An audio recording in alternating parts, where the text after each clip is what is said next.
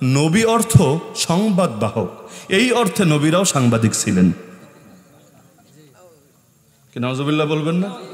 নবী অর্থ সংবাদ বাহক, এটা সত্য।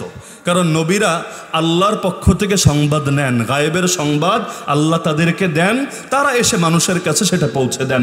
আল্লাহ এবং বান্দার মধ্যে মধ্যস্থতার ভূমিকা পালন করেন। নেন কার থেকে? আল্লাহর থেকে। পৌঁছে দেন কার কাছে? আল্লাহর বান্দার কাছে। কথা সত্য, কিন্তু এর মানে যদি হয় নবীরা সাংবাদিক ছিলেন, তাহলে রাসূল অর্থ কি? বার্তাবাহক। বার্তা মানে চিঠি, যে চিঠি বহন করে নিয়ে যায়, চিঠি মেসেজ অন্যের কাছে পৌঁছে দেয়। তাহলে দুদিন পর তো ডাকপিয়নের ভোট নিতে গেলে বলবে নবীরা তো এই অর্থে ডাকপিয়ন ছিলেন। নাউজুবিল্লাহ। আজকাল দেখেন না কত রকম শাব্দিক ব্যাখ্যা বিশ্লেষণ আবিষ্কার হয়, আল্লাহ মাফ করুক। এমনিই তো ভাই নবীর মহব্বতে আমাদের ঘাটতি, এমনিই তো নবীর অনুসরণে ঘাটতি। এখন যদি আদব এহতেরামেও ঘাটতি শুরু হয়, আল্লাহ মাফ করুন, তাহলে জিন্দেগিটাই তো বেকার হয়ে যাবে। আজকে দেখা গেল পত্রপত্রিকায় রিপোর্ট হয়েছে, বড় একজন ব্যক্তি সামনে নির্বাচনেও প্রার্থী হয়েছেন। তিনি ভোট তো দরকার, তাই না? নির্বাচনের সময় তো ভোট দরকার। কেউ গিয়ে হিন্দুদের তেল মালিশ করতে গিয়াও ইসলামের ব্যাপারে উল্টাপাল্টা বলে ফেলে, কেউ গিয়ে অন্য ধর্মের নাচ দেখতে গিয়া কোরআনের অপমান হলেও সেখানে চুপ থাকে। মানে তার একটা বিবৃতি দেওয়ারও টাইম নেই, কারণ আল্লাহর বান্দা নাচ দেখায় ব্যস্ত আছে। এগুলো হতে হতে হতে এখন ভোট তো সবারই লাগবে, সাংবাদিকদের ভোট দরকার। সাংবাদিকদেরকে এখন সুন্দরভাবে উৎসাহিত করছে কিভাবে? নবী অর্থ সংবাদ বাহক, এই অর্থে নবীরাও সাংবাদিক ছিলেন। কি নাউজুবিল্লাহ বলবেন না? নবী অর্থ সংবাদ বাহক, এটা সত্য। কারণ নবীরা আল্লাহর পক্ষ থেকে সংবাদ নেন, গায়েবের সংবাদ আল্লাহ তাদেরকে দেন, তারা এসে মানুষের কাছে সেটা পৌঁছে দেন। আল্লাহ এবং বান্দার মধ্যে মধ্যস্থতার ভূমিকা পালন করেন। নেন কার থেকে? আল্লাহর থেকে। পৌঁছে দেন কার কাছে? আল্লাহর বান্দার কাছে। কথা সত্য, কিন্তু এর মানে যদি হয় নবীরা সাংবাদিক ছিলেন, তাহলে রাসূল অর্থ কি? বার্তাবাহক। বার্তা মানে চিঠি, যে চিঠি বহন করে নিয়ে যায়, চিঠি মেসেজ অন্যের কাছে পৌঁছে দেয়। তাহলে দুদিন পর তো ডাকপিয়নের ভোট নিতে গেলে বলবে নবীরা তো এই অর্থে ডাকপিয়ন ছিলেন। নাউজুবিল্লাহ। কারণ আমার নবী কি শুধু নবী না, রাসূলও। কালেমার মধ্যেও বলি না লা ইলাহা ইল্লাল্লাহ মুহাম্মাদুর নাবিয়ুল্লাহ, বলি না মুহাম্মাদুর রাসূলুল্লাহ। রাসূল অর্থ বার্তাবাহক। এখন ডাকপিয়নরে গিয়ে আমি বলতে পারবো নবীরাও ভাই ডাকপিয়ন ছিল, কারণ নবী রাসূল অর্থ তো বার্তাবাহক। এরকম শাব্দিক বিশ্লেষণ করলে কি হবে জানেন? জানোয়ার মানে হলো প্রাণী, জানেন না? যার জান আছে, যার জান আছে তারে উর্দুতে ফার্সিতে কি বলে? জানোয়ার। যেমন মান্তিক শাস্ত্র আছে, তর্কশাস্ত্র। মান্তিক শাস্ত্রের মধ্যে মানুষ কারে বলে এর সংজ্ঞা দেওয়া হয়েছে। মানুষ হলো হায়াওয়ানুন নাতিক, এমন জানোয়ার যারা কথা বলতে পারে। কারণ গরু কি কথা বলতে পারে? ছাগল কথা বলতে পারে? কোনো জানোয়ার কথা বলতে পারে না। বাক শক্তি সম্পন্ন একমাত্র জানোয়ার যারা কথা বলতে পারে তারা কারা? মানুষ। এখন যিনি নবীরে সাংবাদিক বানায় দিলেন, 2 দিন পর হয়তো ডাকপিয়নও বানায় দিবেন। আপনি যদি বলেন যে জানোয়ার অর্থ যেহেতু প্রাণী, আর মানুষ তো অবশ্যই প্রাণী, সুতরাং এই কথাটা যিনি বলেছেন তিনি জানোয়ার, তার ভালো লাগবে না খারাপ লাগবে?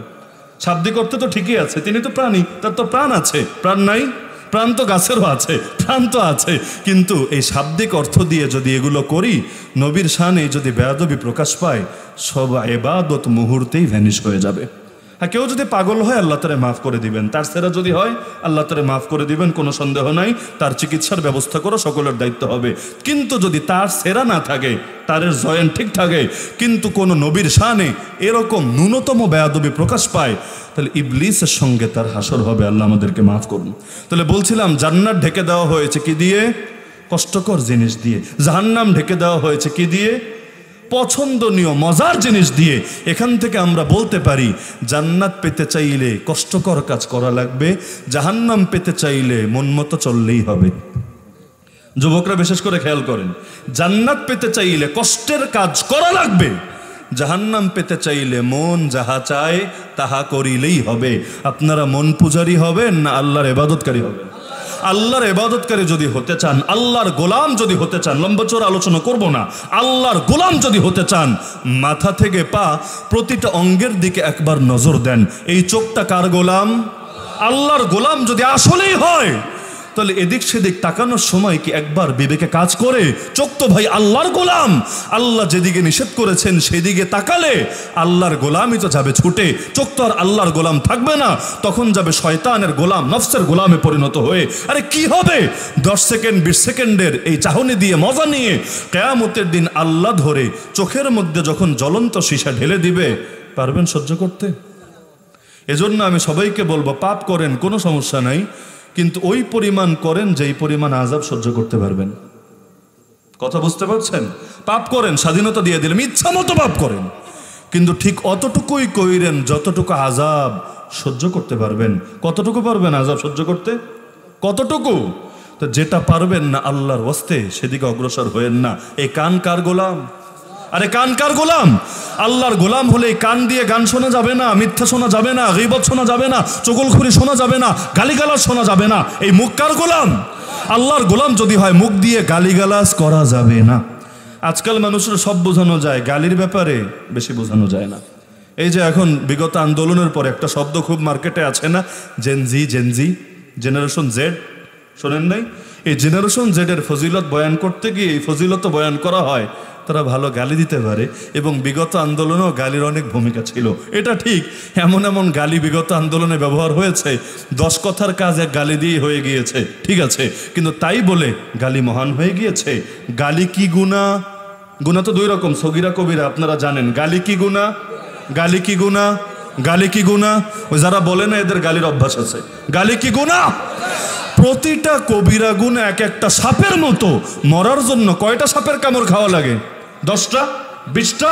তাহলে যে কোনো একটা কবিরা গুনাহই যথেষ্ট কাউকে জাহান্নামে পৌঁছে দেওয়ার জন্য।